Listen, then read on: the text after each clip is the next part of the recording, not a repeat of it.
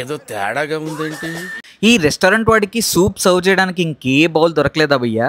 Hello foodies, being a foodie కొత్త కొత్త రెస్టారెంట్స్ని explore చేయాలని నాకు తహతహలాడుతుంటుంది. అథెంటిక్ సౌత్ ఇండియన్ కిచెన్స్ అంటే నాకు చాలా చాలా ఇష్టం. సో అలా ఎక్స్ప్లోర్ చేసే ప్రాసెస్లో 5 అనే ఒక రెస్టారెంట్ కనబడింది భయ్యా.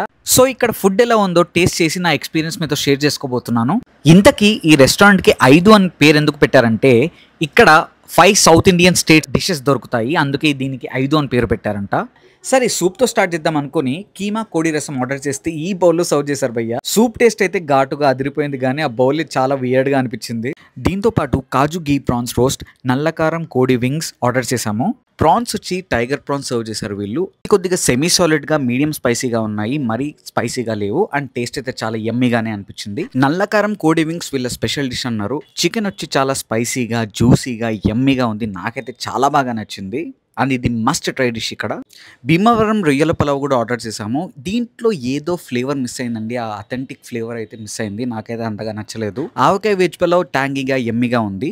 ప్లేస్ అండ్ అంబియన్స్ అయితే చాలా బాగుంది, అథెంటిక్గా ఉంది, పీస్ఫుల్గా ఉంది అండ్ చాలా వైబ్రెంట్గా కూడా ఉంది.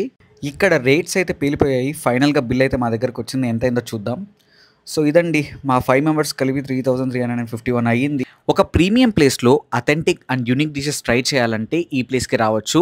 ఎక్స్పెన్సివ్ అనిపిస్తే ఈ ప్లేస్ని అవాయిడ్ చేయొచ్చు. టేస్ట్ వైజ్ వచ్చి మరీ సూపర్ అనను, మరీ వర్స్ట్ అనను, యావరేజ్ ఉన్నాయి, తోప్ అని అయితే అస్సలు అనను.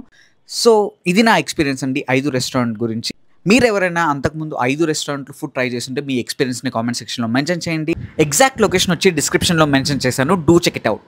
And don't forget to like, share and subscribe. లైఫే జిందగీ. అండ్ ఇలాంటి మంచి ఫుడ్ వీడియోస్తో మళ్ళీ మీ ముందుకు వస్తాను. అంతవరకు సెలవు, బాయ్ బాయ్.